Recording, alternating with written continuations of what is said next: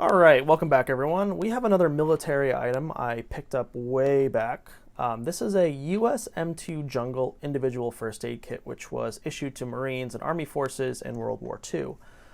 This was an individual package that was given to every soldier that served in the Pacific Theater of Operations.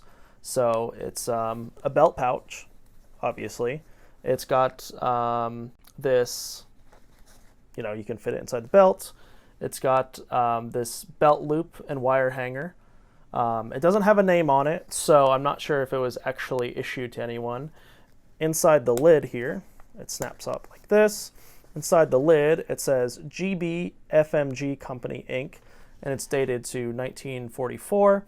And this was a company based in Minnesota. This company made a lot of canvas bags and pouches used in World War II, like ammunition magazines, canvas bags, and other relatable stuff before the good old days of nylon. So let's go open it up and see what it contains. Here it is. It still has most of the original contents of it, though I don't know if they were original to this bag, but let's take a look. So the first thing we have inside this is sulfadiazine. If you guys can get a look. 2 tablets, and originally these held 8 tablets altogether, so it would be 4 of these packs. 2 grams each, sulfadiazine. See directions on the reverse side. Sharing Corporation, Bloomingfield, New Jersey. And then you can barely read it, but it says, directions, when wounded, remove tablets and take both tablets at once. Tablets may be chewed. And then warning, to be used only as instructed, using the contents of 2 tablets of 1 packet only. Do not open the packet until ready to use. So sulfadiazine, is for treating urinary tract infections, malaria, ear infections, fever, meningitis. It's generally what it's used for, but obviously you can overtake these. Kind of neat. And then we also have this half-filled insect repellent bottle for mosquitoes, bites, flies, gnats, and fleas. Shake about 12 drops into one hand, rub a hand together, and apply in thin layer to all areas of exposed skin, also clothing where insects are biting through. Apply with caution around eyes and mouth. For chigger protection, by drawing mouth of bottle along cloth, apply thin layer 1/2 inch wide along the openings of uniform on inside, neck, fly, cuffs of shirt, waist, fly, and cuffs of trousers, socks above shoes, and all edges of leggings. Clothing may be trimmed and several days before it is worn, and one application is effective until the uniform is normally changed for laundering. Caution, this material is a solvent for liqueur, point, and plastic articles. Avoid smearing on goggles, watch crystals. From the Stanco Incorporated. Contains 2 fluid ounces. Kind of neat. And then we also have chapstick. Lipstick, anti-chap, stock number 291300. Something tentative specifications, US, for chapped or parched lips. Something low bar, something incorporated, and it still has the chapstick inside of it. Not actually going to put that on. And then we have a mild iodine applicator. Halco, mild tincture, iodine, alcohol 44 to 48%, poison. Directions, remove Bakelite cap and apply applicator to injured area. Anecdote, emits followed with drinks of flour or starch and water. The Halperin Company Inc., Boston, Massachusetts, USA. Contains 10 cc, made in USA.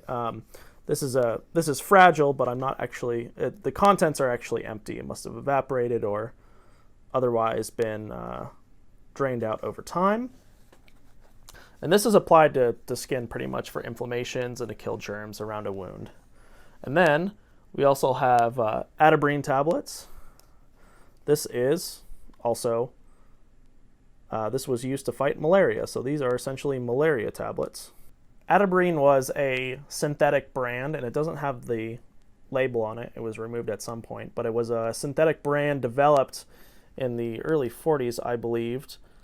And here you can kind of see it. It looks like there's a couple different tablets in there. And this was used to combat malaria, which was a huge problem in the South Pacific. And one of the known side effects, you can kind of see on the cap there, one of the known side effects of atabrine was it would turn a soldier's skin yellow. But it was a much needed drug to combat malaria in the South Pacific. And then that is pretty much it for this packet. Some contents are missing, of course. Fraser's solution for athlete's foot, bandage or gauze pack, and then water purification tablets, which was also a huge issue in the South Pacific. It goes without saying that Americans and the Japanese weren't just fighting each other, they were also fighting the elements and the jungle. Mosquitoes were everywhere. Malaria was a common part of life in most places in the South Pacific. While these diseases wouldn't necessarily kill a soldier, it could take him out of combat for extended periods of time, which had serious ramifications for the overall strength of a unit and for the war effort. 47,000 cases of malaria were treated in the South Pacific in 1942 alone, and some bases even reported 4,000 cases per 1,000 men, meaning every person was likely to get it 4 times a year. The average infection rate was about 250 cases per 1,000 soldiers during the war, or about 25% of military personnel, and about 60% of combat personnel were reported to have contracted the disease at one point. Camps of infected people could quickly turn into giant problems where people and the food they ate became carriers. Battlefields and shell craters became the perfect places for these diseases to spread and breed mosquitoes, especially with people living in these conditions for long periods of time. Quinine, the principal anti-malaria drug used at the time, came from a tropical plant called cinchona, which was grown and harvested primarily on the island of Java, at the time part of the Dutch East Indies. At the beginning of the war, much of the world's supply of quinine was under the control of the Netherlands, who monopolized its production and sale. With the German occupation of the Netherlands in 1940 and its colony in East Asia now under occupation in 1941, the Allies needed a new source of anti-malarial drugs. While synthetic alternatives like chloroquine were deemed too dangerous for consumption, atabrine was a synthetic drug ironically developed by the Germans in the 1930s that was considered safe to use. The Winthrop Chemical Corporation in the United States geared up production of atabrine and delivered 1.8 billion doses in 1943 and 2.5 billion doses in 1944, steadily increasing production until the end of the war. Atabrine was an overall game changer for the U.S.'s fight against malaria and became a crucial part of the war effort in the Pacific Theater. Now, there were side effects to this drug, such as causing one's skin to turn yellow temporarily, and in other cases psychosis and heightened anxiety, which could be controlled by managing the time between doses.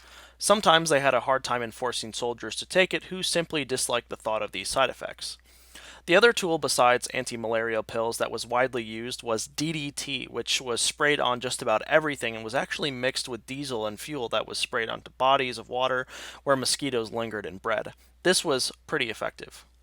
The other tool was propaganda and education, which was plastered in every form from posters to radio public service announcements, med stations, and other ways to ensure that GIs took their tablets and stayed healthy.